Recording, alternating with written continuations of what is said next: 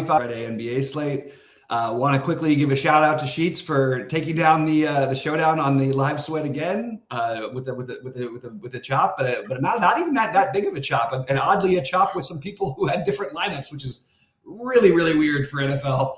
Sheets, talk a little bit about that, and then we can jump into today's slate. But that was awesome. I'm telling you, that's the fun part that I really want to try to develop is this live sweat thing.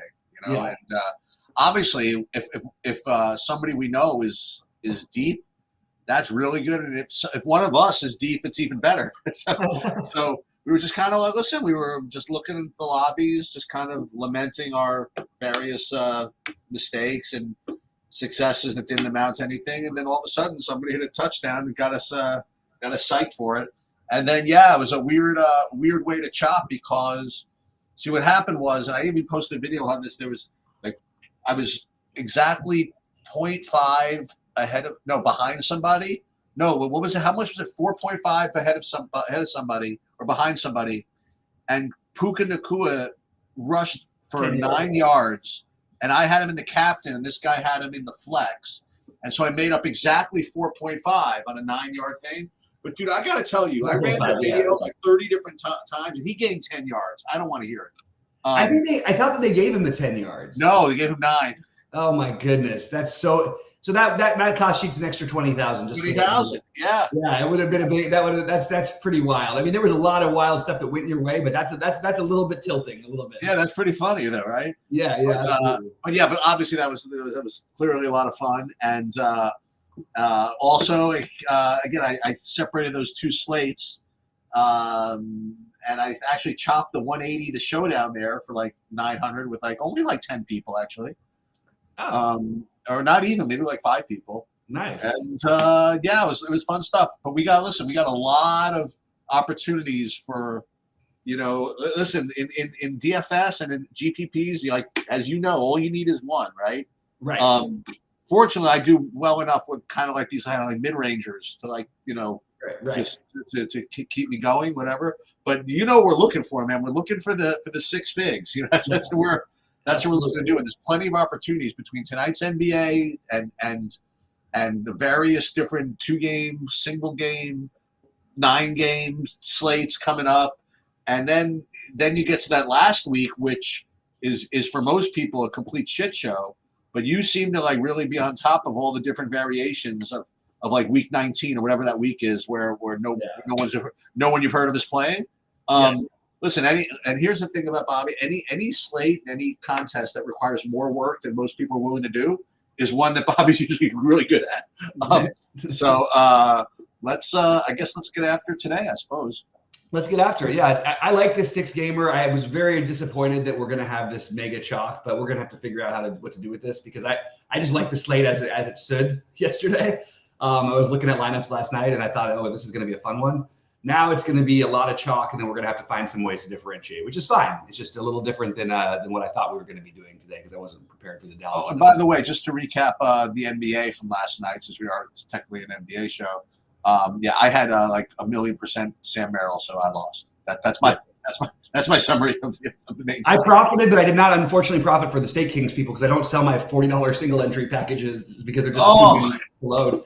So I actually had a good night though, but it's nice to have a good night. Look, it's been a rough week. Last week was decent, but I need to get back on track here and get some big wins before the end of the year. So that's let me give you a little bit of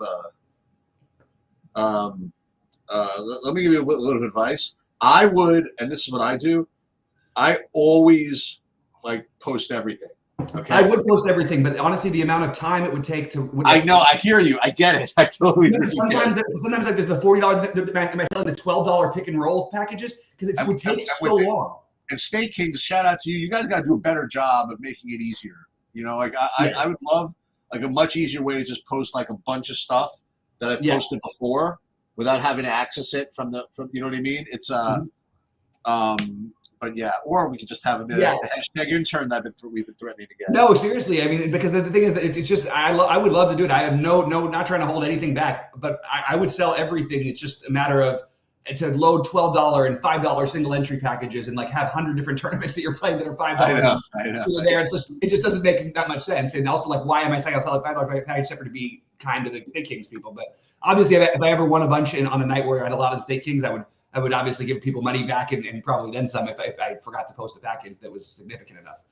Yeah. Anyway, with all that said, we got a big slate here, or a small slate, but it's very weird for a Friday to me. I'm just used to the 12 gamer and buckle down, but this is a it's a pretty rapid fire slate other than with the 2 late night games and then the business early on, but it's only 6 gamers. So what happened to their commitment to the late night slate here? I guess. I think that they're trying to do it with 5 or 6 games. If there's 5 or 6 games before, listen, I think it's cool. Let them experiment. Let them try different things. I think that's helpful. Well, one thing I can say though for sure is that people at DraftKings, way more than the people at FanDuel, they hear you. They've heard the stuff, and now everybody's irritated with them. But they're literally trying to do it to all the things about the player pricing being too flexible and all this stuff. They corrected all that and went way the other direction, which is totally fine. But it's going to make people have to adjust. So, all right. All that said, we're going to get into it here, and we're going to start off with Toronto and Philadelphia once we get your screen up there. There we go. Okay. So as you alluded to, like the main part of this slate is going to be figuring out, how to supplement your Dallas exposure. So in each of these games, it's going to be a different type of slate than usual because you're going to be able to play like guys that you haven't been able to play. Right. So that's kind of a slate context. So right off the bat, you have Joel Embiid, who has been just next level freaking ridiculous, like in pretty much every game. Was it 50 real life points, 50 real life points against the freaking toughest defensive team in the league, pretty much. 77 fantasy points. Anybody ever get 70? Anybody ever get 77 against Minnesota? Like in the last like 2 years? No, it's crazy, man. It's wild. So and you can play him.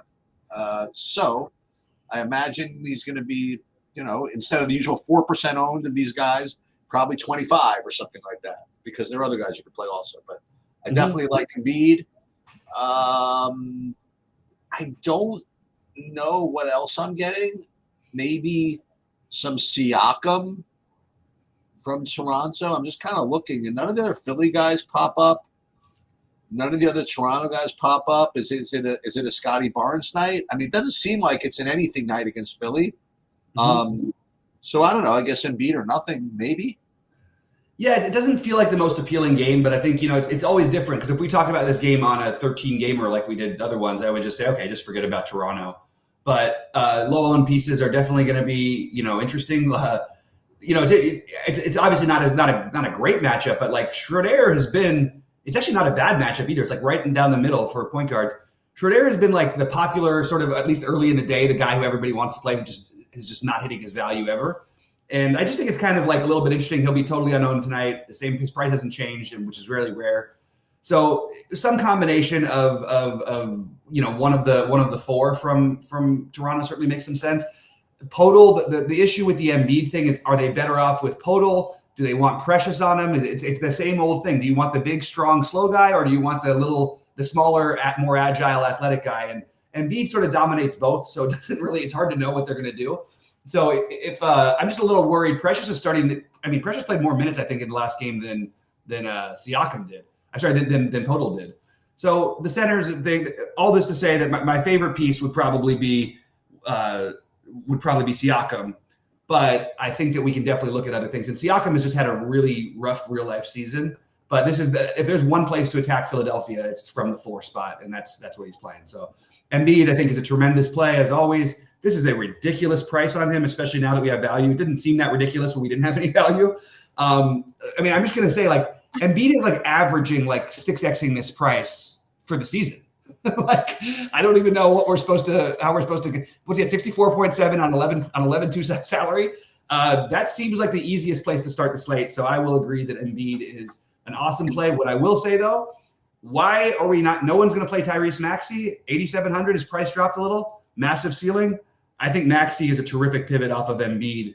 And I think you could play them together on this kind of a slate, but I love the idea of getting a little different and maybe playing a little Maxey. We also have Melton questionable, so we're going to have to revisit that one later today. But yeah, not the most exciting first game, but I'm sort of really looking into each game almost like as if I was playing a showdown because we're going to have so much concentration on Dallas that every other piece that you can get at low ownership is going to be really important. All right, Sheets, Denver and Brooklyn. All right. Pretty much same analysis on Jokic. Yeah. Yeah, I projected a couple of points lower, but I mean, it's at the end of the day, it's not a big deal either way. He's obviously a really good play. So I was looking at a couple of the other Denver guys. So Aaron Gordon and Michael Porter Jr. and Jamal Murray. What's interesting about the Aaron Gordon play is that you can't get away with anything. What I was going to say is that he happens to be the same price as Tim Hardaway Jr. Within like $100. So if you can get him to outscore Tim Hardaway Jr. at the forward position as well, then he's going to be, in my opinion, probably much lower owned. Now I'm looking; he has like a full 5-point projection less, which that's a lot. And then I went to look, and it's not as if he's unowned either. I mean, like right. Aaron Gordon is like 15%. I mean, geez, it's rough out there, you know. Yeah. So now I'm going to look back also at Jamal Murray, and again, now you're messing with the guards because you probably want to play some combination of Jalen. You're probably going to play Jaden Hardy somewhere, one of the guard positions, and maybe Seth Curry at the other one. I don't know. So if you're going to play a guard here, it's going to be you really have to have a ceiling and or lower ownership, or maybe both. So I'll consider it, but not the biggest deal. And then on the Brooklyn side, currently I don't have anything. I have a little more on this Brooklyn side. I like Jokic. There is no way I'm playing Jokic ahead of Embiid. Look, Embiid has literally he's on his tear where he's just never not getting there. Never. What I like about Jokic is I like the idea of playing him with Embiid, and it is totally doable today. Unfortunately, you're going to have to get different with one of your value he plays, because that is going to be a build. That's going to be you're going to run into 5% or 10% of people with builds like that. So that's my issue with that. But again, we talked about these great plays. Just pivot over to Jamal Murray. Jamal Murray has a massive ceiling, great matchup. Jamal Murray is going to be very low owned tonight because people are going to go up and down because of that value. I love Jamal Murray in the lower range. He's my second favorite. I think Gordon, then Porter Jr. would be my next two. Porter Jr. is getting to that price point where like it's probably worth him to play every night just because he's gonna mix in enough of the good nights. But maybe it's a little thin still. I guess we'll see what that will. I don't know. I don't know if I'm going to get there. We'll see. Thinking about trying to match up with Jokic feels like foul trouble city for Claxton. Super large field stuff. Day'Ron Sharpe, I think, is a really interesting tournament play. And I like Bridges a little bit, and I think it's interesting to play Cam Thomas in this environment. At home, they're going to need to score to keep up with them. Cam Thomas or Dinwiddie, but like. You just hope they shoot the lights out. And I'll just point out that Cam Johnson, for whatever reason, seems to score 30 in the first half every night and sometimes ends up with 25. I don't know how that's possible, but that's what happens. But I think all the Brooklyn guys are definitely in play for me. But if there was one priority, I think it would be like Sexton just to try to match up with Embiid, although I'm worried about the foul trouble. And that's why I mentioned Sharpe as a large field tournament play. So I'd like to put this trivia question. I have a trivia question. So I ran a Saberson build in the background. I literally haven't looked to see what it's going to say, and I'm not going to until the end. And we're going to consider what percent of lineups have, who's the highest owned as usual, who's the highest owned. And then the secondary question is going to be how many of I think I ran 500 lineups, let's say, how many of those have, one of those two, Embiid or Jokic, and how many of those have both? That's going to be an interesting question. Yeah. Which you guys can consider. And after we go through this, we'll both predict that, and everybody can predict that in their heads, and I'll display the results because I'm not looking at them before. Yeah. All right. Atlanta, Miami next. No, real quickly, I want to say that they're saying that DFS PhD shouted you out today, which was nice. That this is one. Yeah, he and I we're always double shouting at each other. Nice. And then and then no problem, Jolly. Happy that the Trey Murphy worked out. Sorry about the Wemby and Paul George stuff. Dude, the PG Nugent won another thing. That 222. He's a satellite genius nowadays. Yeah. Well, because DFS PhD does a really good job with like the overlay theory. Yeah. And like how to hunt for overlays into satellites and stuff. And PJ New's been like taking advantage of it. He's been saying he's been using that system plus the true DFS projections and stuff, and really been getting there. So I love it. No, I saw that. That was awesome to see. You know, it's almost more fun sometimes when if I wasn't going through such a losing streak, I could say it's more fun. But it's sometimes it's more fun to have the other people win. Atlanta, Miami. All right. Yeah, go. Doesn't feel like something I want to do, but I guess. Can I just point out that the total of this game is probably the highest heat total that we've seen in like recent history. It's like 237.5 for Miami. Yeah, Miami just never is a 237.5. I'm just throwing it out there. But they can get up and down when they're playing teams like this. Mm-hmm. I mean, when they played, who was it? They played somebody recently where they put up like 170 points or something. There was some crazy game that it was a high total, and they ended up. Let me just see. Wild, 142-132 against Indiana. So if you put them in one of those positions, they'll get after it. And Bam had with a crisp 12 minutes in that game, by the way. Right. So I don't know why he only played 12 minutes in that game. I don't know if he got hurt. In which game was that, Chiefs? Okay, let's go back to it. So that was the game against Indiana. It was 142-132. That's the game he got hurt. He did get hurt. Okay. Yeah, because he didn't play again for the next 7 games. That's right. Yeah. But so I guess pace up spot. Well, I guess maybe you should supposed to play Bam and stuff like that. I don't know. And again, this is the slate where you do want to play the centers because the value is coming from other positions. And if I just went over, you're going to have some Embiid Jokic builds, maybe playing like Embiid playing Bam at 9,200. I mean, he's got to be 5%. How is he not going to be? Well, because we just nailed it, right? Like every play we've come up. I've got a bunch of circles on my list. Every one of them but one so far is a center. Right. So that's the reason I think. Oh my God, there's another cheap center. I know. We haven't even gotten to it yet, so it's going to be a weird. Didn't even see that. Oh my God. Yeah. All right. But yeah. Listen, Trey always has upside. Even him, he's 12%.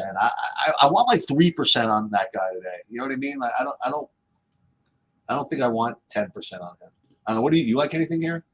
It's weird because we're supposed to play Miami here. That's the bottom line. Like we really you cannot get. It's like playing Indiana when you play the Hawks. You just get whatever you want, and you're already missing Butler. So Bam is the logical thing. I think Tyler Hero is the guy. That's why I just slotted in here. Yeah, I'll just take him. So what? He's 8,400. I got value I can spend, and he has a ceiling for sure. He's going to be gunning. He's got a 30% usage rate without Bam. Without Butler. Where you have guys like Kyle Lowry as your point guard who is playing 5 minutes and 10 minutes and literally no usage and all this stuff. So he's just really annoying to try to get. So it's hard to. Josh Richardson is probably going to get minutes. Do you need that value? It's always a little fragile with him. One of the Martin or Jaquez, but I think I would, like Caleb Martin. People were just playing him at 6,200 not long ago without, and you're going to have to deal with some variance with Caleb Martin, but he does have enough to get 40 plus and even 50, which he did about a week and a half, 2 weeks ago. So I don't know. I have both these. This game is my biggest question mark on this slate. I don't really know what to do with it. I have Bam and Hero. And then I like the idea of getting to something from Atlanta, but I don't really know what. And I think it's probably going to be Bam and Hero for me right now with Martin as a interesting tournament piece. The problem is they really have been spreading the minutes out without Butler in the non-Hero Bam guys. Everybody else is sort of getting. Well, Josh Richardson's back and he played 36 minutes. That's the thing. He played 36 minutes, but again, like he does that and then he puts up 26 fantasy points in a game where he actually played decently. He didn't shoot great, but still he made 4 out of 8 threes. It's a great matchup, so I think we want to try to get a little bit overweight these guys. I just don't know how to do it outside of Bam and Hero right now, but I think Hero might be one of the answers to, hey, who's going to be the low-owned guy on the winning lineup, and he might be that answer tonight with 50-plus fantasy points. I just can't. If I don't play players from Miami, I'm going to end up hating myself because I made a promise after the last Atlanta game. I just can't. I cannot not play these guys against this team. They just give up everything. All right, moving on. Dallas and Houston. Oh boy. Here we go. Okay, so so far the three top point per dollar plays on the slate, at least, are coming from Dallas. The top one being Jaden Hardy, 4,300. Basically, just so you guys, if you didn't look at this before, like the whole team is out. I mean, like, let me just look at all this. So I don't know how many actual guys they have available, but whatever's available, it can't be like more than 9, right? So Jalen Hardy, he's going to be the one that's tough to fade. I mean, they're all going to be tough to fade. He's going to be the toughest. Then you have Seth Curry, is 3,700. He's questionable, by the way, himself. And then you have Tim Hardaway. So these 3 guys seem to be the top ones. I guess you could say to not play all 3 of them. I mean, that's certainly possible since all 3 could kind of use some shooting to score, especially Curry and Hardaway. But then there are other guys, Grant Williams, 4,700, AJ Lawson at a flat 3K, just among others. So listen, there are going to be builds where you can get to a whole bunch of guys here, and then of course, Dwight Powell, Rashad Holmes, just because they have nobody else, whatever. Prosper. I mean, I don't know, whoever's suiting up is in play, but the main guys are going to be the guys I have on my list here, I think. Hardy, Curry, and Hardaway. I don't know if I mentioned Derek Jones Jr. He's definitely in play. But, Hardy, probably I'm going to end up with 100 of him. I don't know if I'm going to have 100 of anybody else, though, from this team. I'll probably screw around with the rest of it.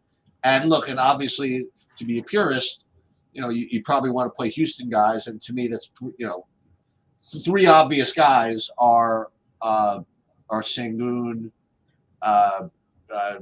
Van Vliet, and Jabari Smith Jr., who, oh boy, 61 to 7,100 there. DraftKings is rough, man. I guess they are quite rough out there.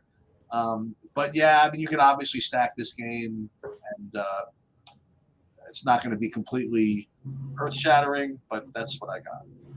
Yeah, one of my big tilts from the other night was the Jabaris. I actually played a ton of them, but not in my big buy-ins because I didn't have the right room when we got the word that Eason was out. I just didn't have it didn't adjust well enough. So starting off, Curry is questionable. If it's up to me, so I have it ranked Curry. I'm sorry, I have it ranked Hardy probably as of right now, like a lock completely for me. He's our Craig Porter Jr. of the day. I would go one of Curry or AJ Lawson. I think that's what kind of player is he, Lawson? There's not really much to know about him, really. Like, he doesn't get to play that much, but he's another guard who they've given a little bit of minutes to at times. He's got some talent, but like I don't know what to expect from him. I don't think he's ever played more than 18 minutes in a game in his career. So just throwing it out there, though. I mean, they're gonna play him probably. He's also forward eligible, by the way. Yeah, and it's a weird play, but I Steph being projected at 30 fantasy points almost. I don't know, like, man, that's a tough one for me to buy. I actually think Grant Williams played well last time when we had the other guys out before. I think this is a chance where he actually could end up taking more shots at 4,700. So he would be my next piece. So Hardy, then Curry or Lawson, then Williams. But it is actually harder to figure out what to do with these guys without seeing a starting lineup. Derek Jones Jr. is no boost for him to not have Luka and the other guys. I don't see any reason to get extra shares of him. Tim Hardaway Jr. is going to be popular, I guess, but I think the projections on him you're going to see all over the place today because we've seen this happen before, and it's been the Hardy show, and Hardaway is still very shooting reliant, and it's a very bad matchup for Dallas, to be honest with you. So it's a tough spot, even though like it's obvious we're probably playing a minimum of 2, probably 3 from Dallas in most lineups. Just really, really hard to know outside of Hardy what exactly we want to do, especially with Curry still questionable. Now, if Curry's out, then I would just say Hardaway becomes like you really want to play him. I'm also really worried about a blowout in this game. I'm surprised the spread is only 8. Houston's pretty tough at home. I just am a little confused by it. Tari Eason, whether I play Şengün will depend on whether Tari Eason plays. If Tari Eason plays, I probably will play Tari Eason in some lineups. But I just have Houston as a question mark for now because I'd like to know that. I do like Van Vliet, but it feels so that's the attitude I would take. If I play 4, maybe I play Van Vliet on the other side, or Şengün. If I play, this also feels like it could be a Jalen Green game who's going to get no ownership. So I guess Van Vliet, then for me it would be Eason if he's in, then Green, then Şengün. I don't mind taking overspending for Jabari Smith, but I'm not going to do it if Tari Eason plays. It just eats into him too much. It's actually a little tougher than I thought. The Dallas stuff is definitely a little weird. I'd love to see an actual starting lineup. And by the way, if Jaden Hardy doesn't start, don't worry. He'll play. He'll play and he'll get there. And if he starts and he has 0 fantasy points in the first 3 minutes, everybody just chill. I think he'll start All right, we can move on. Yeah, so this type of build people can do. You play 5 Dallases with and then run it back with Van Vliet and Şengün, and then you can play Jokic or Embiid. So that's this is something you could do. Absolutely. The problem with Dallas is it's going to be really hard to get those 5 right. Yes, it is. It's hard to know when we're projecting guys who have been DNP CDs to 7. It's tricky. All right. Phoenix second. Why is this spread only 8 points? I really feel like Houston should be 17-point favorites today. Who should? Houston should be. Oh, okay. I just can't understand it. It's shocking to me. Anyway, Phoenix. So we have Nurkic out. So we have Drew Eubanks at 4,500. Adding to the list of value, and that one is kind of interesting because that infringes upon everybody's desire to play Embiid and Jokic together. Right. So that's interesting. Durant's totally reasonable. No, I'm not getting down to him, but I was just saying I see an improved Me Too projection. I'm not doing that again. I'm done. Well, I actually think that might be. So I just want to point out that we're just they're totally wildly guessing that Eubanks is so. If you're going to consider Eubanks, you should probably be playing Metu, because there's no reason to expect Eubanks to necessarily outplay minutes wise. We have no reason to think he's going to start. We're just going based on and it's a 10 o'clocker. Right. So the Metu thing actually is. And the Mets who you can slide in the power forward. Exactly. Yeah, that's a good point. And he might be the one who gets the run. They certainly seem to like him better than Eubanks for what it's worth. Anyway, go ahead, shoot. Sorry, I didn't mean to interrupt you. No, it's that was pretty much it. Durant. That's really all I had from Phoenix. Sacramento. Play Sabonis, I suppose. Fox, but nothing special. Yeah, I'm probably going to take the gamble and do the Metu thing a little bit, get that weird extra value. Although he's actually going to be, I think, pretty popular because my guess is his projection. Look, I'm going to play some Eubanks too. No, I'm not an idiot, but I do think that there is some volatility to that play, and I think there is on Metu for sure. But Metu's 1,000 cheaper and has forward eligibility, so I just think I kind of want to look a little bit at that. Kevin Durant and Devin Booker. I think look, most people are going to play Durant. I will say that maybe getting a little different in playing Devin Booker in a matchup that he always thrives in. He always goes right after Fox. I think those are 2 other really, really good spend ups that don't use a center spot. So I have Booker or KD. Right now I'm leaning Booker just because of ownership. But if my lineup was chalky enough, I would play Durant probably. Just I think he's a little safer to get there, and I think Booker probably has maybe a tiny bit more ceiling. On the Sacramento side, I would really like to do something. I think the most natural thing to do is, unfortunately, another center, Sabonis.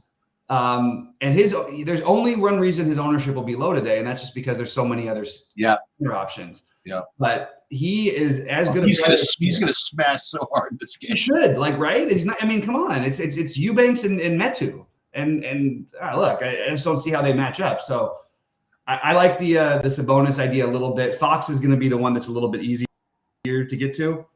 So I'll just put Tibbs for right now. And then Malik Monk, definitely worth taking tournament shots on.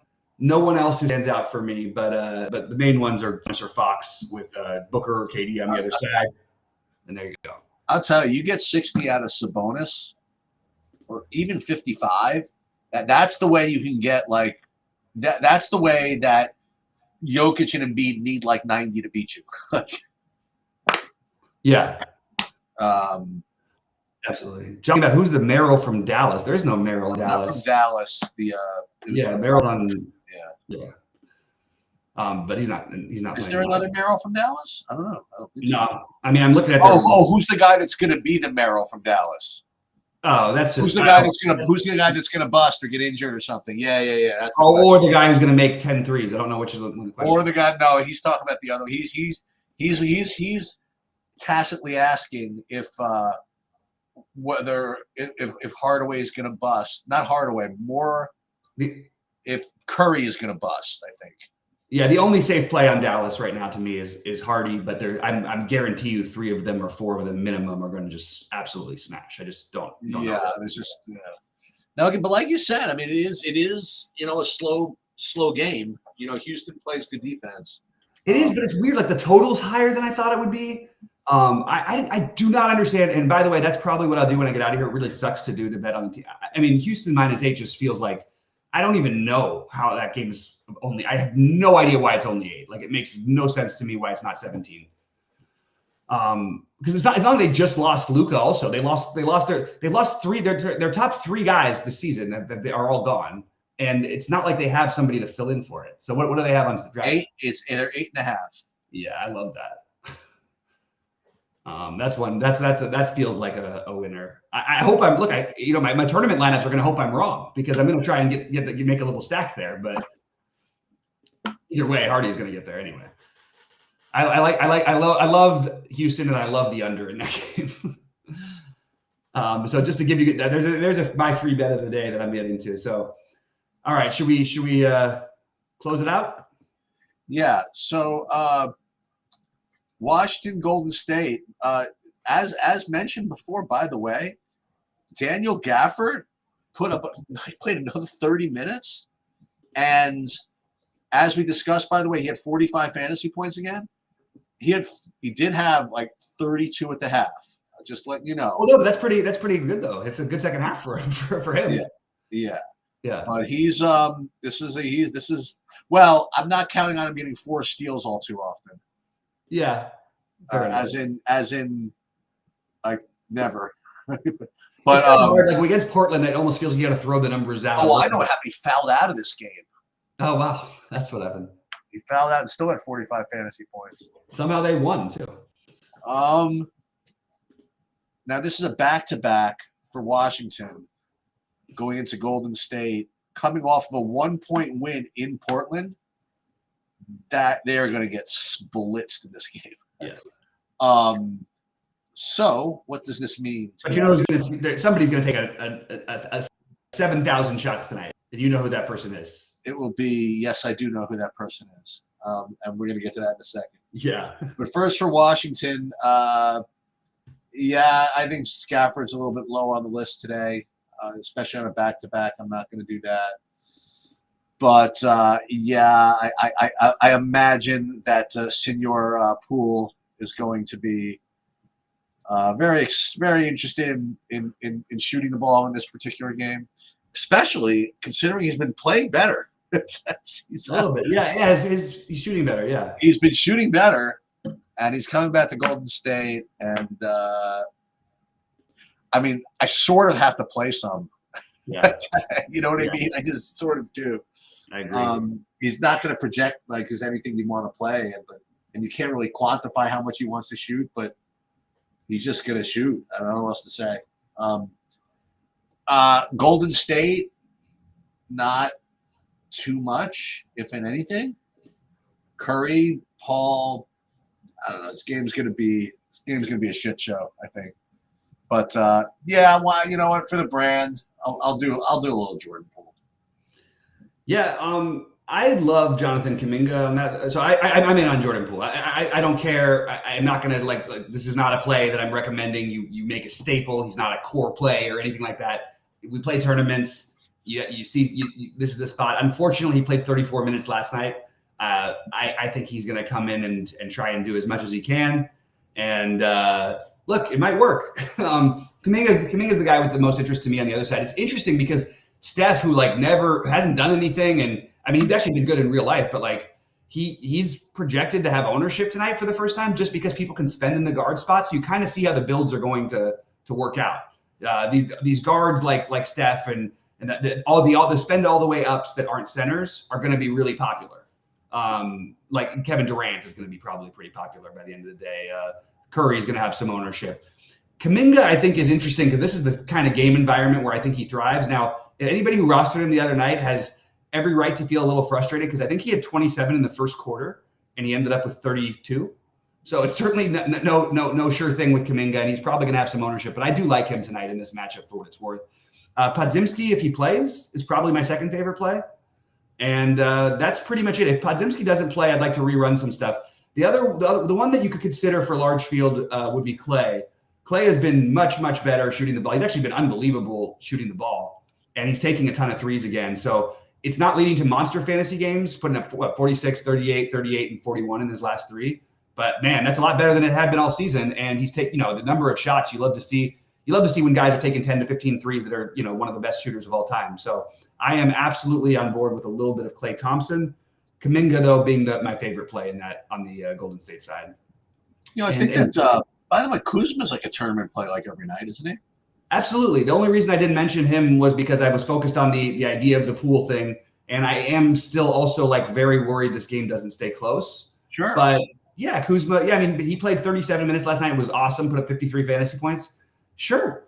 Yeah, absolutely. They're going to get destroyed here. They're going to get destroyed unless Jordan Poole comes out. I mean, one thing about him, though, if he does the old Jordan Poole thing, which maybe they let him have for one night, he could come in and take like 10 threes in the first quarter. Like, that's possible. You could. I don't know. All right, so I ran a Saberson build, and I'm going to pull it up in a second. I imagine I'm going to get 100% Hardy. I probably just on current projections going to get 100% Curry. I'm actually going to predict I'm going to 100% of all three of them, just for kicks. And I am boy, who looks like the best play, Embiid or Jokic? Oh, it's definitely Embiid. It's not even close between those two. Yeah, but I don't know. I still think that for whatever reason, like these weird mid-range guys are going to get more ownership. But we'll see. Boy, I had me too with a 24% ownership projection. Yeah, I think he's gonna. I mean, right now he's currently projected as what is he like? He's the fifth highest best projected point per dollar. All right, so do you agree with that? Like, how much do you think you would get from those top three? Of which ones? Hardy, I get 100%. Hardaway, Curry, Hardy. Hardaway, I'll probably have like 25%. Not what you'll have. I'm saying what Saberson will show. Oh, what Saberson will show? Yeah, I'm going to pull it up. They'll have 100% Hardy for sure. They're probably going to have more Curry than I would. Yeah, forget what you're going to have. I'm trying to figure it out. I just think, I mean, Hardy's the only one who should be 100%, I think. Embiid will probably be like 60 or 75. I don't know, somewhere in that range. Other than that, it's a little tricky to figure out, to be honest. All right, let's pull it up and see what we have here. Let me find it. Okay. So we built 200 lineups. Hardy is 100. Curry 97. Embiid 80. That's it, right? Yeah. And then Hardaway, Derek Jones Jr., all the Dallases. The next non-Dallas guy after Embiid is actually Durant, and then Jokic. So it's definitely what people wanted, right? They want to be able to play these top guys. Let me see of the 200 lineups, how many of them have both Embiid and Jokic? That would be a total of 33. So a full 15% of the 200 lineups have both Embiid and Jokic in them. And that makes a lot of sense. So what do we want to do? Yeah. So I have a list. So Hardy's at this moment a lock. I don't really see that changing. Yeah. Embiid is my favorite spend up. I love Jokic too. I'm happy to play them together and try to find somewhere else to get different with value. I love Tyler Hero as a tournament play. I like Bam, but I love Tyler Hero, and I think that I just am a little nervous about this Houston game getting out of hand. But we've also seen Hardy play really well at times and them hanging in games. So we'll see. Eubanks or Metu. I think Metu is probably the way I would lean right now, personally, just because I like that center spot. I like the idea of Booker or KD. KD being a little bit of the better play, probably, but Booker being the lower owned. So I like that. Sabonis, I think, is a very, very strong play, as is Fox. But Sabonis has the center stuff. And then my other get weird play along with Hero is Jordan Poole. And that's awesome because it's late and people won't remember. They'll think they got it won and they didn't see the Jordan Poole 60 coming behind them. Exactly. They're gonna have, oh, look at this. I got the Dallas guys right. I got a full what? I stacked it with Van Vliet. I got 48 out of Van Vliet. That's really good. And look, Embiid got 65. I'm in great freaking shape. And the next thing you know, you'll see Jordan Poole with 24 after the first quarter. Yep. And people are like, uh-oh. And he ends up with 26. And he ends up with 23.